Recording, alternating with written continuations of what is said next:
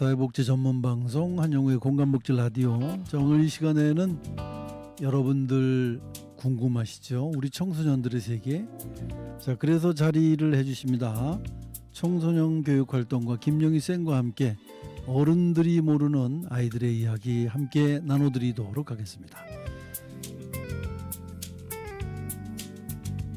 자, 오늘도 바쁘신 시간 자리해 주셨습니다. 안녕하세요. 네, 안녕하세요. 반갑습니다. 어른들은 모르는 아이들의 세계, 늘 제가 그렇게 얘기를 하고 있는데 사실 어른들도 알지만 모른 척할 수도 있어요. 어떻게 보면. 그렇죠. 왜냐하면 네. 우리도 그 시절을 경험했기 때문에. 그러나 이제 방식과 네. 표현의 차이일 수도 있고 또 트렌드의 차이잖아요. 그때 뭐 유행이라고 우리가 흔히 얘기했던 그 트렌드가 다 다르기 때문에 그렇게 느끼는 게 아닐까 그런 생각을 하는데, 자꾸 알려고 노력을 하는 게 우리 기성세대들이 우리 젊은 청소년들을 이해하는데 많은 도움이 되지 않을까, 저는 그렇게 생각을 합니다. 근데 말씀하신 대로 사실 알려고 노력하는 것도 되게 중요한 것 같아요. 그러니까 제가 소통과 커뮤니케이션 강의도 많이 하는데요. 커뮤니케이션에 잘하기 위해서라면 내 얘기만 하는 게 아니고 상대방을 알아야지 얘기할 수 있는 그 공감대를 만들 수 있거든요. 근데 이제 특히 이제 그 시절 친구들은 나 거를 알아주는 거에 대해서 약간 신기해하는 경우들도 있는데 오히려 그것이 또 싫어하는 경우들도 있더라고요. 그렇겠죠. 그리고 깊게 알지 못하면 알지 마라라고 그렇게 느끼더라고요. 근데 저 역시도 그랬던 것 같아요. 아는 척 하네요. 네, 라고 느낄 수도 있어서 저는 사실은 그러니까 뭐 예를 들어서 이런 것도 좀 놀랐더라고요. 요즘에 아자스라는 말 많이 쓰거든요. 아자스 혹시 뭔지 아시나요? 아자스요? 예. 아저씨하고 뭐 시작되는 거 아닐까요? 그러니까 요거는 특히나 일본의 줄임말인데 우리나라 사람들도 요즘 많이 쓰더라고요. 아리가또 고자이마스를 요즘 일본 젊은 친구들이 아자스 이런데요. 아리가또 고자이마스를 좀 줄여서. 네. 근데 그걸 또 우리나라 사람들도 쓰더라고요. 네. 그냥 보면 지네들끼리 고마우면 아자스 하는 경우들이 있어요. 그래서 이 문화라는 어떤 분야가 이제 인터넷과 미디어 때문에 더 넓어지는 것 같고, 그 말은 기성세대가 모든 또 문화를 알기에는 더 범위가 넓어지는 것 같아요. 그래서 문화에 대한 어떤 존중이 서로가 있다면 그것만으로도 충분히 대화가 있지 않을까. 네.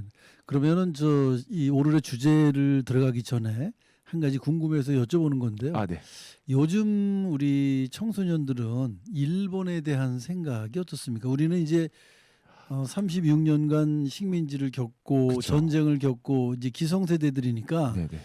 일본 하면 뭐 무조건 우리가 타도해야 할 대상. 네네. 그래서 뭐 축구를 하든 야구를 하든 어떤 경기를 하든 꼭 우리가 이기고, 일본 문화에 대해서는 그렇게 호의적이질 않거든요. 네네. 근데 요즘 젊은 친구들, 청소년들은 어떻습니까? 항상 올 때마다 느끼는 것 중에 하나는 우선 질문을 해주시는 거에 대해서도 이걸 어떻게 얘기를 하면 좋을까. 그리고 항상 이렇게 통찰력 있는 그 질문들 해주셔가지고 되게 또 기대도 되면서 걱정도 되는데, 이번 질문에 대해서 좀 이렇게 잘 말씀을 드릴 수 있을 것 같아요. 우리 한일전 절대 지면 안 되는 축구 경기 이런 것들이 저만 했을 때도 그랬었거든요. 근데 요즘은요, 일본에 대한 그 거리낌이나 이런 것들이 전혀 없고, 물론 그렇다 하더라도 우리가 일본에 대한 어떤 그 아픔이 있는 역사를 모르는 건 아니에요. 아이들도 알고 있으나 그거를 경험했던 조부모님이 점점 없어지고, 내 조부모님은 사실은 광복 이후의 부모님이다 보니까 그거를 배척하거나 무조건적으로 이렇게 싫어하는 경우들이 많이 없어졌어요. 오히려 일본 되게 가까운 문화이고 일본 문화들을 친숙하게 더 맞아들이는 게 있거든요. 그 만화 영화도 제가 알기로는요, 90년대 후반인가 2000년대 초반부터 들어왔던 걸로 알고 있어요. 문물이 그렇게 오래되지 않았던 것 같아요. 그래서 그 시대 부모님들도 그 일본 문화에 대해서 되게 친숙하고 그리고 아이들도 일본에 대해서 너무 많이 잘 경험하고 있기 때문에 그런 건 없고, 오히려 따지고 보면 중국에 대한 부분들이 조금 있는 것 같아요. 네, 요즘 젊은 친구들은 오히려 그런 마인드들이 많이 있는 것 같더라고요. 네네. 자, 오늘의 주제는 그게 아니기 때문에 여기까지만 언급을 하도록 하겠습니다. 이제 그런 생각하는 부분들이 우리와 자랐던 시절하고는 많이 다르다라는 부분만 언급하기 위해서 제가 그렇게 화두를 꺼낸 거고요. 네네. 오늘의 주제는 이제 잔소리입니다. 잔소리를 좋아하는 사람은 아무도 없겠죠. 네네. 잔소리. 그래서 제가 우리 보내주신 원고를 바탕으로 잔소리의 국어 사전에 이게 뜻을 한번 찾아보니 그렇게 돼 있더라고요. 필요 이상으로 듣기 싫게 꾸짖거나 참견함, 쓸데없이 자질구레한 말을 늘어놓음 또는 그 말, 또 일정한 화풀이의 수단으로 쓰이면 안 된다. 통칭 듣기 싫은 말, 윗사람이 아랫사람들에게 하는 말, 뭐 지도하는 입장에서 이 친밀도가 다르게 잔소리는 감정적으로 다르게 느껴질 수 있다.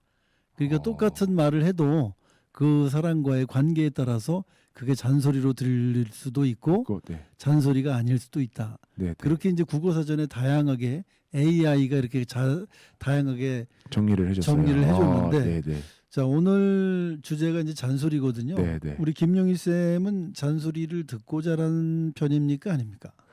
잔소리를 안 듣고 자란 친구들이 있을까 싶어요. 왜냐면 잔소리는 사실은 부모의 사랑의 척도로 또 보여줄 수 있거든요. 아이한테 관심이 많은 부모일수록 사실 잔소리가 많아질 수밖에 없을 것 같아요. 내 생각대로 나의 아이가 그 인성이라든지 학업이라든지 이런 부분에서는 관심 가는 만큼 잔소리를 하는 것 같고, 근데 아까 잔소리에 대한 정의를 들어보니까 긍정적인 얘기는 없는 것 같아요. 예. 사실은 말 그대로 잔소리거든요. 그러니까 쓸데없이 더 많은 소리를 더 하는 게 잔소리인 것 같은데, 이론을 제가 찾아봤어요. 이제 자기 결정성 이론이거든요. 이건 비단 청소년만 해당되는 게 아니고 이 나이대 전 연령에 해당되는 것 같습니다. 예. 리처드 M 라이언이라는 분과 이제 에드워드 L 대시라는 이 학자분들이 미국 심리학회 학술지에 얘기했던 그 이론 중에 하나인데요. 그 인간은요 자율성, 유능감, 관계성을 굉장히 중요하게 생각한다고 합니다. 네. 근데 이 자율성, 유능감, 관계성은 잔소리로 인해서 통제를 받을 수 있기 때문에 잔소리는 심리학적으로도 굉장히 불편한 소리일 수밖에 없다. 뭐 예를 들어서 이런 거예요. 잔소리는 사실은 내 자율성을 통제하기 위해서 내는 거거든요. 너 그거 하지 마. 안 했으면 좋겠어. 혹은 넌 이거 해라고 결정해 주는 거잖아요. 그래서 자기 결정성에 있어서 이 사람이 통제를 하는 거를 잔소리를 부정적으로 인식할 수밖에 없대요. 아무리 내가 잘못한 일이더라도. 그래서 사람이면 당연히 자기 결정권이 있고 결정에 대한 내가 행동에 대한 자율의 보장받기를 원하기 때문에 심리학적으로도 그렇고 그냥 무의식적으로도 이건 당연한 것 같아요. 불편하다. 중요하지 않다. 아니 중요하지 않다 가지고 잔소리는 싫을 수밖에 없는 상황이다. 네. 알겠습니다. 그 잔소리에 대한 어떤 연구 이론을 이제 말씀을 해주셨는데 그 연구 이론에서도 결국에는 잔소리라고 하는 게 긍정적인 이 마인드로 다가오는 게 아닌 거예요. 그렇죠, 네. 그래서 이제 잔소리를 하는 이유는 어떤 이유 때문에 한다고 생각하시나요? 그럼 우리 김용희 쌤은? 그러니까 제가 아들한테 하는 잔소리라든지 제가 하는 잔소리를 뭐 가족한테 하는 잔소리를 보면요. 그렇게 안 하면 더 좋을 텐데 라는 상대방을 위한다고 얘기를 하는데 제 중심에 있어서 제 기준에 있어서 상대방을 위한 거지 듣는 사람은 사실은 그렇게 좀 받아들이지는 않더라고요. 자, 그러면 이런 경우는 어떻게 봅니까? 요즘 이제 젊은 부부들은 아이들이 식당에서 막 뛰어다닌다거나 또 해서는 안 될 행동 같은 걸 해도 제재하지 않는 부모들이 많이 있다고 합니다. 이제 그런 경우에 우리 김용희 쌤은 공공 장소에서 아이가 뛰거나 예의 범절에 어긋난 행동을 할 때는 제재를 하고 잔소리를 해야 한다. 예, 아니요. 저는 논란의 여지가 있겠지만 저는 잔소리를 해야 된다라고 봅니다. 실제로도 하고 있고 어느까지 잔소리를 하냐면요. 중고등학교 되는 친구들이 길거리에서 담배 피면 저는 다 잡거든요. 잡지 말라고 그래요. 맞을 수도 있어서 애들한테.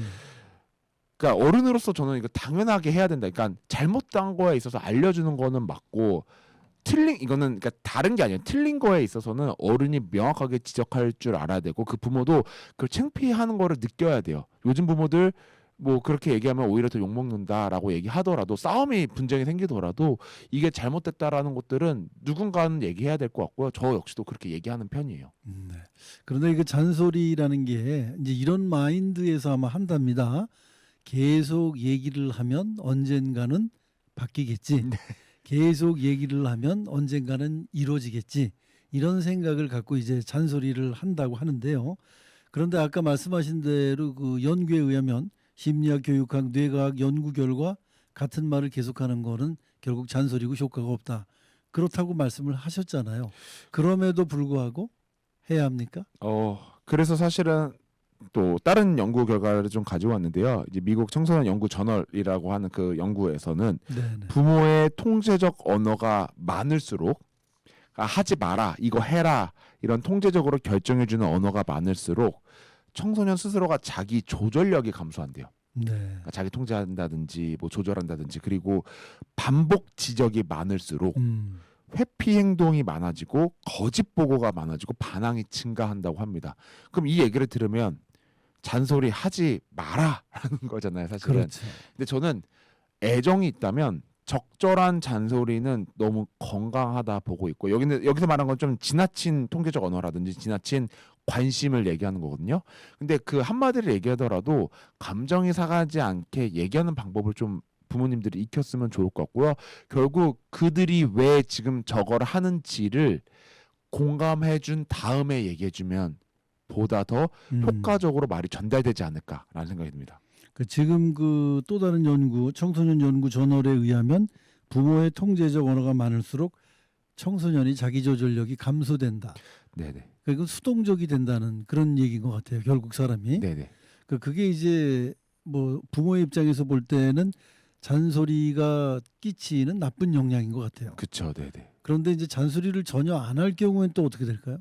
예를 들어서 이런 거죠. 아이들이 식당에서 뛰어다니는데 부모가 잔소리를 하지 않아요.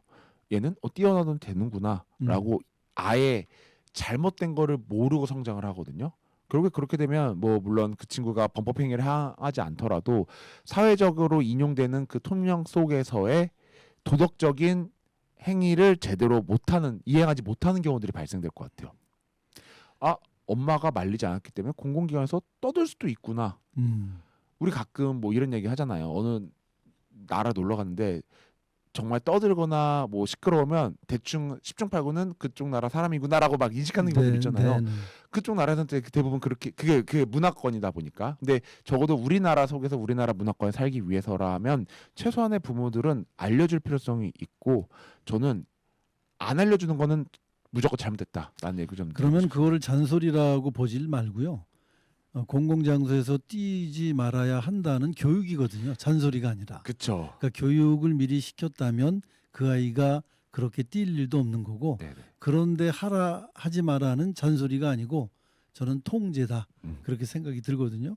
자, 그러면 잔소리가 미치는 영향 청소년들에게. 아까 이제 또 다른 연구에서 보면 이제 자기 조절력 감소, 뭐 회피 행동, 거짓 보고 반항 증가 이렇게 돼 있는데 네네. 뭐 잔소리가 미치는 영향이 또 있겠죠.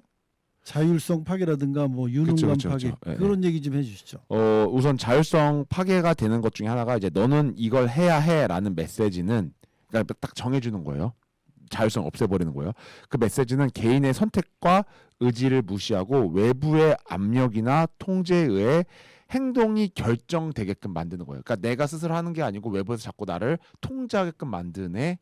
라고 해서 자율성이 스스로 파괴돼서 잔소리를 싫어질 수밖에. 그러니까 내 결정권이 없어지기 때문에 싫어지는 거고요. 유능감 파괴는 이거예요.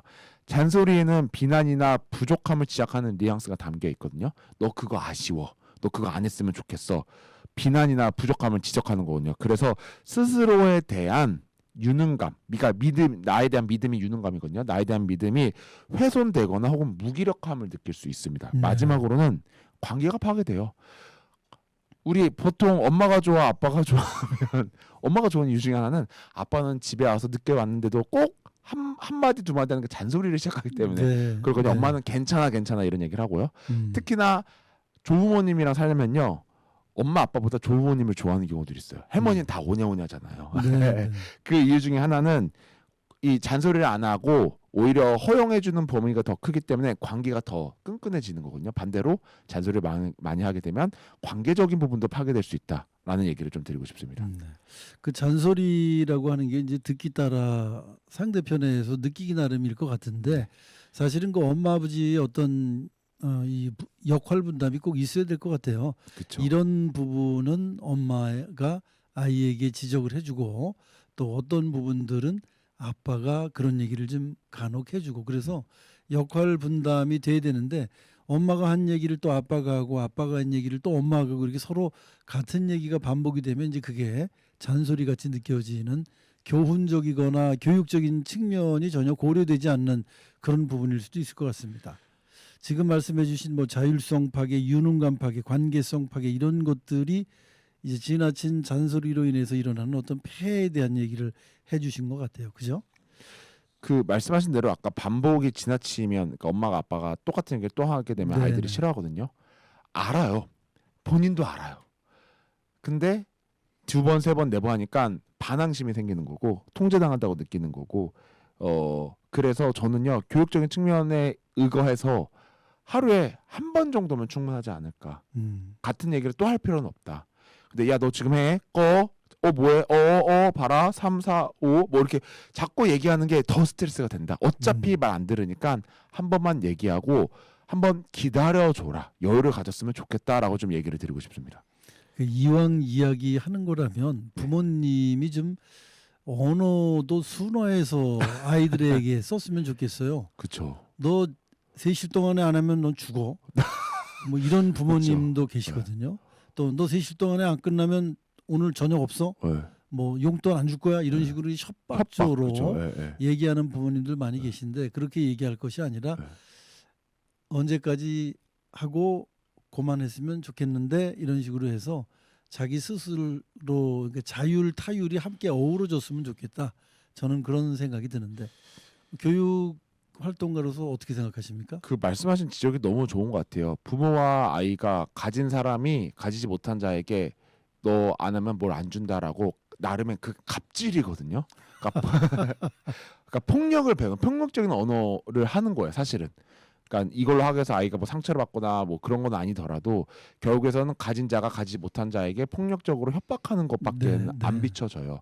그걸 배운 아이들은 사실은 그 말에 폭력성이 있고 가졌을 때 내가 가지지 못한 자에게 충분히 협박할 수 있는 것들을 학습하게 될 것 같아요. 네, 알겠습니다. 그래서 오히려 가진 걸로 내가 협박하는 것보다도 왜 너가 지금 여기를 하고 있는지를 공감해주고 근데 내 입장에서는 지금 너가 지금 해야 될 것이 무엇인지를 순화해서 얘기해주는 것만으로도 이게 대화의 시작은 사실 이거거든요. 너 그거 하지 마라면 듣는 사람도 기분 나빠요. 근데 너 지금 이거 재밌구나. 근데 엄마 아빠가 봐도 엄마 아빠도 하고 싶은 거 하고 싶은데 나도 가끔은 해야 될 것들이 분명히 있을 것 같아. 너도 아마 그게 있을 것 같은데 우선 요거 해야 될 것 좀 하다 너가 지금 즐기고 싶은 거는 좀 즐기다가 언제부터는 요걸 했으면 좋겠어? 라고 얘기해주면 알겠어요 라고 대답할 수 있지 않을까. 네. 그런 교육이 필요하다는 말씀인 거예요. 네네. 그러니까 어떤 여지를 주고 그쵸. 대화를 하자. 네네. 그러니까 자녀와도 사실은 우리가 대화를 해야 되는데 자녀와는 대화를 안 하고 지시하고 통제만 하잖아요. 지시 통제, 협박, 거래. 그렇죠. 자, 이런 잔소리가 양육자나 교사에게도 통용되는 겁니까, 그럼? 그렇죠. 그래서 말이 많은 교사일수록 학생의 주도성이 좀 많이 떨어진대요. 그러니까 이런 제한거리를 두는 거예요. 예를 들어서 이번에는 AI가 우리 삶에 도움이 되는지 한번 발표를 해보자라고 던져주는 교사 있는 반면에 AI는 어떤 불편함이 있고 이런 좋은 점이 있는데 선생님이 봤을 때 이런 불편해. 그리고 이렇게 쓰면 오히려 악영향을 끼쳐. 근데 너희들 생각은 어때? 라고 얘기하는 두 측면의 아이들은요. 그 전자에 얘기하는 사람 그 교사의 밑에 있는 친구들이 더 많은 의견을 낼 수 있어요. 근데 반면에 후자에 있는 친구들은요. 선생님이 저렇게까지 얘기하니까 그냥 폐쇄적으로 답을 하거나 더 이상 사고의 확장성이 없어지고 주도성이 좀 떨어지는 경우들이 있고요. 질문을 많이 하는 교사들이 오히려 아이들한테 참여를 올릴 수 있어요. 그러니까 처음부터 정의나 이론에 대한 답을 얘기하기보다도 왜 이렇게 될까? 우리가 한번 고민을 해볼까? 라고 참여형, 주도형을 좀 눕혀주는 게 조금 더 좋지 않을까. 네. 근데 이제 문제는 우리 어른들은 잔소리를 하지 않으면 절대 바뀌지 않는다. 아이들은 변화가 없다. 네. 이제 이렇게 그 선입견을 갖고 결정을 하고 모든 일을 하기 때문에 문제인 거 아닐까요? 그 본인들 한번 돌아봤으면 좋겠어요. 뭐 사실 이 인간은요 그러니까 삶을 살아가는 그 길에 있어서 결국 본인이 선택해서 본인이 느껴야지 하거든요. 음. 저 역시 지금도 지금 컸지만 잔소리 많이 들어요. 안 들어요. 머리 컸다고. 근데 어렸을 때도 안 들었을까요? 안 들었어요. 결국 제가 선택하는 거에 대해서 책임을 잘 질 수 있게끔만 네. 그런 것만 알려주시면 될 것 같고요. 너가 이걸 선택했을 때 어떠한 결과가 예측이 되는데 너가 그 결과를 맛보고 싶으면 한번 해봐라 라고 오히려 자율성도 열어주시면서 거기에 대한 책임도 미리 알려주고 선택에 대한 책임을 알려주는 정도로만 저는 끝내면 어떨까. 네, 네, 네. 그래서 잔소리는 백해무익하다. 제가 그런 얘기합니다. 제가 지금 우리 얘기는 안 들어도 네. 이 다음에 장가 가면 섹시 얘기는 들어. 제가 그렇게 농담을 하는데 네. 그 찔리시죠 그 얘기가. 결혼을 하신 입장에서. 저희 부모님이 이 방송을 안 받았으면 좋겠습니다. 알겠습니다. 자, 근데 그 잔소리라고 하는 게 결국에는 이제 어른들의 입장에서 하는 사람의 입장에서는 네. 이 불안을 줄이기 위해서 하는 거랍니다. 본인이. 그렇죠. 그렇게 생각하시나요? 예. 잔소리 사실은 상대를 바꾸는 말은 아니고 본인의 불안을 줄이기 위해서 그래서 그 조급함을 좀 내려놓으실 필요성이 있어요. 네. 어차피 다 나중에 거의 대부분 건강하게만 자아가 건강하게만 큰다면 사회 구성원으로서 문제는 전혀 문제가 없거든요. 거의 80~90%는 사실 그런 친구들이 없어요. 그게 된다면 자기 역할 잘 찾아가지고 자기 거 일을 구해가지고 구직 활동을 해서 잘 하는데 그거를 굳이 못 기다려서 하게 된다면 오히려 이 친구가 심리적으로 혹은 자율성이 박탈당해서 삶을 주도적으로 못 살아가는 경우들도 있고요. 예전에 그런 메뉴판이 있었어요. 어떤 메뉴판? 설날 메뉴판이거든요. 네. 네. 이제 조카나 이제 조카들이 그 어르신들을 보러 갔을 때 메뉴판을 딱 든대요. 잔소리, 결혼 물어볼 거면 5만 원 내고 물어보세요. 직장 물어보. 예. 질린 거예요. 그 세대들도 본인도 알아요. 나도 빨리 취업해야지, 나도 빨리 결혼해야지 아는데 뭐 안 되는 거 어떻게 지금 당장. 예. 그리고 백날 얘기하면 뭐해? 어차피 또 물어볼 거. 그걸 어차피 물어볼 거고 그 친구 어차피 고민할 거면 아까 얘기했던 그 관계가 파기되기 전에 그냥 믿어주고 한번 지지해주면 어떨까라는 생각이 듭니다. 근데 사실 어른들하고 이 세대가 다른 이 젊은 사람들하고 네. 대화를 평소에 안 했기 때문에 네. 이렇게 명절에 보는 어른들이 할 얘기가 그 얘기밖에 없어요. 결혼은 그러니까 우리 젊은층들도 그걸 이해를 해주셔야 되는 게 네네. 평소에 대화도 별로 없는데 오랜만에 보는 어른이 네. 거기다 대고 뭘 물어봅니까? 너 헤어스타일 멋있다 이렇게 얘기를 하겠습니까? 아니면 야, 키 컸다 잘생겨졌는데 이 얘기를 하겠습니까? 그냥 뭐 직장 좋은 데도 아니지 결혼 뭐 여자친구 있지? 이 정도 궁금한 거거든요 사실은. 그래서 근데 사실 의미를 두고 물어보는 건 아니잖아요. 그렇죠. 안부잖아요. 안부. 그럼요. 예. 그런데 이제 그게 한두 사람으로 끝나는 게 아니라 그렇죠. 네, 할머니 할아버지 또 고모 삼촌 전부 물어보다 보니 같은 얘기를 계속 반복해야 되는 데서 오는 스트레스 같은 건데 문제는 자주 대화를 해야 된다. 대화를 안 했기 때문에 그렇게 물어볼 수밖에 없는 거거든요. 왕래가 많으면 또 이런 거 안 물어볼 수도 있는데. 자, 그러면 이제 마지막으로 어떤 식으로 대화를 하고 질문을 하는 게 좋을까요? 아까도 언급을 해주셨지만 마무리로 한 말씀 해주시죠. 그 폐쇄적 질문, 그러니까 약간 신문성의 질문보다도 개방적인 좀 질문을 했으면 좋겠어요. 예를 들어서 가장 많이 하는 거, 너 숙제는 했니? 너 지금 뭐 하는 거? 너 숙제는 했어? 라고 얘기하는 것보다 숙제하는데 좀 어려움은 없었어? 혹은 요즘에 숙제가 조금 이렇게 귀찮거나 피곤하지 않아? 혹은 이거 안 하면 놀 때 약간 좀 불안함이 좀 있지 않을까? 라고 좀 우회해서 돌려서 얘기하면 좋을 것 같고 그 맨날 늦거나 이런 친구들이 있을 거예요. 너 왜 또 늦었어? 왜 늦어? 라고 얘기하기보다 오는 길에 좀 무슨 일이 있었어? 혹은 뭐 일정이 좀 꼬이거나 요즘에 좀 생각이 많니? 라고 한번 공감을 해준 다음에 근데 너가 늦는 거는 뭐 그럴 수도 있는데 혹시 너가 좋지 않게 보일 수도 있을 것 같다. 사고 날 수도 있다. 그래서 이런 식으로 얘기하는 것 같아요. 그래서 마지막으로 얘기하고 싶은 건 뭐냐면 때로는 침묵 그리고 그러니까 지켜보는 거죠. 스스로 판단할 수 있는 시간을 줘야 되고요. 우리가 좀 지켜보면서 여유 있게 좀 봐줬으면 좋겠다. 왜냐? 우리도 그렇기 때문에 어렸을 땐 그렇기 때문에 우리도 좀 지켜주고 좀 기다려줄 시간이 필요하다라는 얘기를 드리고 싶습니다. 알겠습니다. 너 숙제했니? 숙제 안 했다 그러면 내일 학교 가서 많이 매 맞겠구나. 어른들은 그 매 맞는 것까지 걱정을 하는 거거든요, 사실은. 그러니까 근데 그렇게 얘기하면 약간 충청도식일 것 같아요. 자, 그리고 너 왜 늦었니? 그러면 뭐 일 있어서 늦었어요. 그러면 남들이 불량 학생으로 봐. 너 나중에 저 길거리에서 형들한테 돈 뺏기면 어떻게 매 맞거나. 이제 사실 그런 것들을 걱정해서 이제 부모님들이 맞아. 자꾸 물어보는 건데 네네네. 이제 그게 잔소리로 들릴 때 그렇죠. 대화가 부족했기 때문에 잔소리로 네. 느낄 수 있다. 네네. 오늘의 주제는 잔소리를 없애기 위해선 평소에 대화를 많이 하자. 좀 더 많이 하고 한 번만 얘기하고 기다려줘라. 네. 네. 쓸데없는 얘기라도 자녀하고 두런두런 이런 얘기 저런 얘기 하는 게 좋아요. 사실은 자꾸 어떤 얘기라도 아셨죠? 알겠습니다. 네, 어떤 얘기라도 자주 하자. 자, 오늘도 청소년 활동가, 교육 활동가 김용희 쌤과 함께 잔소리는 싫어요 함께 얘기 나눠봤습니다. 오늘 말씀 고맙습니다. 네, 감사합니다.